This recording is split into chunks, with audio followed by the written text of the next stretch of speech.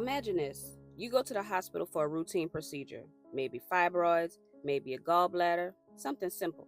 They put you under, you wake up, and find out they've sterilized you. No warning, no discussion, no choice. And now you can't have children. And the worst part, this was legal. Well, that didn't just happen once. It happened a lot. So much that it even had a nickname, the Mississippi Appendectomy. Let me tell you about what happened to Fannie Lou Hamer. In 1961, she walked into a hospital in Mississippi to have a fibroid removed. She walked in expecting relief, and she walked out sterilized. No permission, no warning. It was just done. Now, Fannie Lou Hamer went on to become one of the most powerful voices in the civil rights movement. You probably heard her famous line, "I'm sick and tired of being sick and tired." And we actually made a full video about her. If you haven't seen it, go check it out. Now, this thing that happened to Fannie Lou Hamer, it wasn't some one-time tragedy. This was part of something much bigger. This came out of the eugenics era. We've got a whole video on that too, but here's the quick version. So eugenics was this plan made by lawmakers and so-called scientists who got together and decided they wanted to create the perfect race. Sounds real bold, right? Except, who gave them the right to decide what perfect even is? Because to make a perfect race, you first have to get rid of everybody you think is imperfect. And in their minds, that meant everybody who wasn't Nordic. It wasn't even just about black versus white, because not even all white people were considered good enough. They were looking for a specific set of features: blonde hair, blue eyes, slim nose, long limbs. That's it. That was the standard. And if you didn't fit that standard, you were unfit. They would literally measure your head, your nose, your arms. They had charts. They had rulers. They had classifications. If you didn't meet the mark, you were a target. And once you were labeled unfit, they could legally sterilize you. And I'm not exaggerating. This was actually written into law. They didn't have to tell you. You could go in for a routine procedure like fibroids or an appendix and leave unable to ever have children again. Okay, you see the lady in front of you? Well, this is Carrie Buck. And let me tell you her story. Carrie Buck was a young white girl in Virginia who got placed in foster care. While there, she was assaulted by her foster family's nephew. When she got pregnant, instead of helping her, they locked her up in a home for what they called the feeble-minded. They said she had the mental age of a 9-year-old. They said she was promiscuous for being pregnant under 18, even though she was assaulted.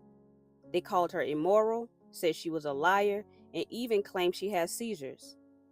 And that was all they needed to take her case to court. Her sterilization went all the way to the Supreme Court in a case called Buck v. Bell. The court ruled in 1927 that it was perfectly legal to forcibly sterilize people like her. And Justice Oliver Wendell Holmes wrote one of the most disgusting lines in legal history: 3 generations of imbeciles are enough. That sentence gave every state the green light to start sterilizing people they labeled unfit. In Carrie Buck's case, poor, white, a victim of assault, and thrown away, that was their excuse. So if you're still thinking this was only about black people, it wasn't. It was about control. They targeted anyone who didn't fit their mold, and they got away with it. And who do you think they did this to the most? Black people, of course, because we definitely didn't fit the Nordic ideal. But it wasn't just about race. They came for anyone they could label as unfit. If you had a criminal record, unfit. If you had depression, unfit.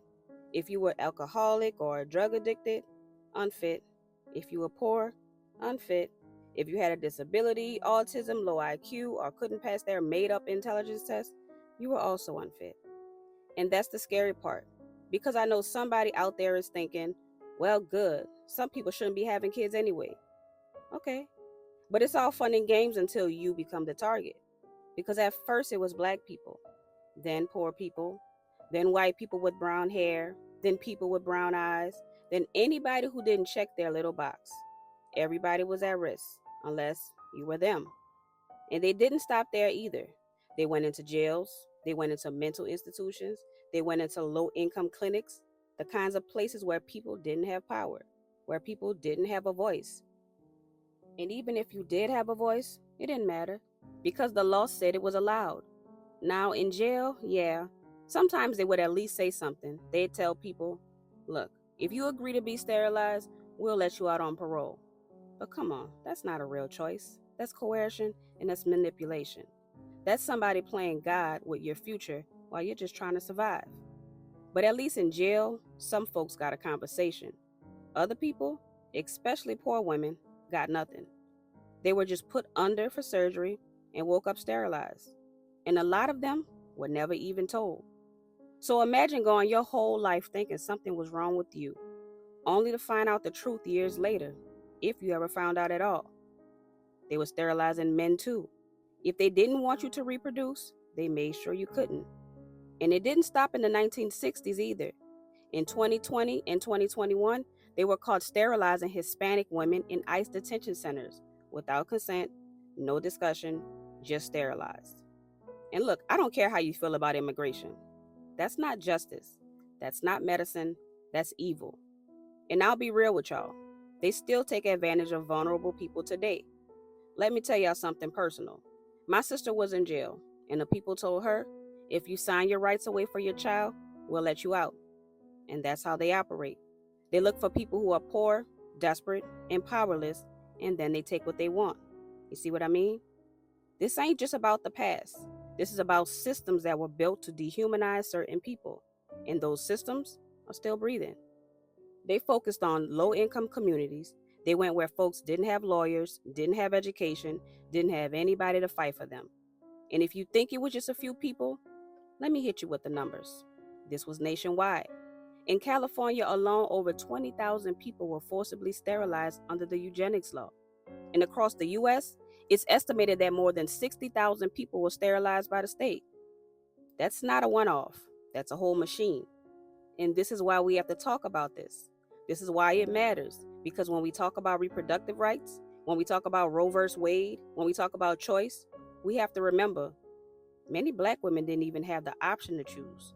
They silenced us. They cut us, and they expected us to never find out. But now we know, and we're telling it. So the next time somebody says slavery ended in 1865, you remind them that Black women's bodies stayed in bondage long after the chains were gone.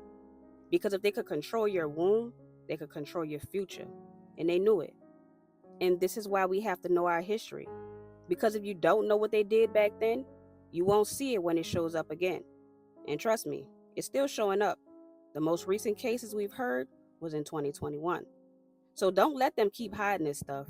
Repost it, comment, share it, get it out there. Because they might not put it in your textbook, but we will. Follow for more stories they don't want you to know. Peace.